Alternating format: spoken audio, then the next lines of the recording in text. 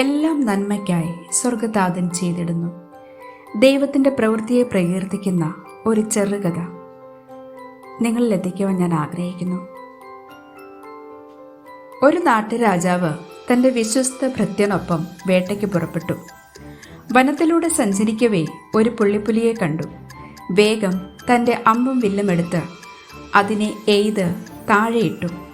അത് നിലപ്പതിച്ചപ്പോൾ ചത്തെന്ന് കരുതി രാജാവ് അടുത്തെത്തി. പെട്ടെന്ന് പുള്ളിപ്പുലി തന്നെ ആക്രമിച്ചു. ആ ആക്രമണത്തിൽ രാജാവിൻ്റെ ഒരു വിരൽ അറ്റുപോയി. വേദനയും കോപവും നിറഞ്ഞ രാജാവ് ഭൃത്യനു നേരെ തിരിഞ്ഞ് ആക്രോശിച്ചു. ദൈവം നല്ലവനാണെന്നല്ലേ പറയുന്നത്? അങ്ങനെയെങ്കിൽ എന്തുകൊണ്ട് ഈ ആപത്ത് പിണയാൻ അനുവദിച്ചു?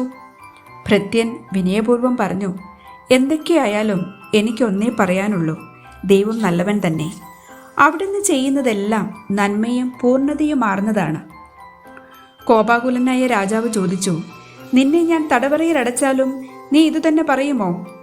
ഭൃത്യൻ ഭയമോ സങ്കോചമോ കൂടാതെ ധൈര്യപൂർവ്വം പറഞ്ഞു, അതേ പ്രഭു, അപ്പോഴും ഞാൻ പറയും, ദൈവം നല്ലവനാണെന്ന്. ആ മറുപടി രാജാവിനെ ചൊടിപ്പിച്ചു. കൊട്ടാരത്തിലെത്തിയ ഉടൻ ഭൃത്യനെ തടവിലാക്കി. കുറേ നാളുകൾക്ക് ശേഷം രാജാവ് മറ്റൊരു ഭൃത്യനൊപ്പം വേട്ടയ്ക്ക് പോയി. ഇക്കുറി വനവാസികൾ രാജാവിനെയും ഭൃത്യനെയും പിടികൂടി. അവർ നരബലി നടത്തുന്നവരാണ്. ഒട്ടും വൈകാതെ ഭൃത്യന് ബലി കഴിച്ചു. രാജാവിനെ പരിശോധിച്ചപ്പോൾ രാജാവിന് അംഗപരിമിതിയുണ്ട്, ഒരു വിരലില്ല.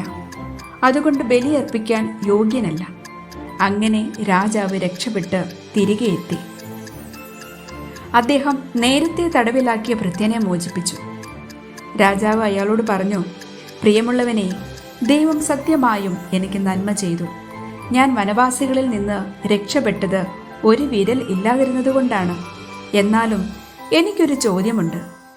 ദൈവം അത്രയ്ക്ക് നല്ലവനാണെങ്കിൽ എന്തുകൊണ്ടാണ് നിന്നെ തടവിലാക്കാൻ എന്നെ പ്രേരിപ്പിച്ചത്?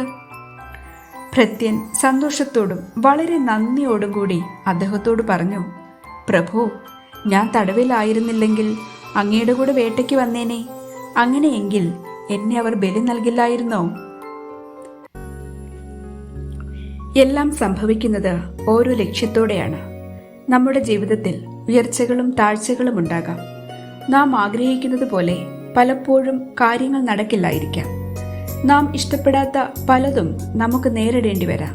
എന്നാൽ അത് നമ്മെ നിരാശരും നിഷ്ക്രിയരും ആക്കരുത്.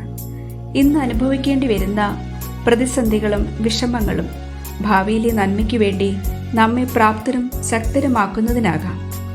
ചുറ്റും ഇരുളടഞ്ഞ് മുന്നോട്ട് കാൽ വയ്ക്കാൻ ധൈര്യമില്ലാതെ വിഷമിച്ചു നിൽക്കുന്ന അവസരങ്ങളിൽ നമുക്ക് സർവശക്തനോട് അകമഴിഞ്ഞ് പ്രാർത്ഥിക്കാം. ആ പ്രാർത്ഥനയ്ക്ക് ഫലമുണ്ടാകാതിരിക്കില്ല. ആമേൻ.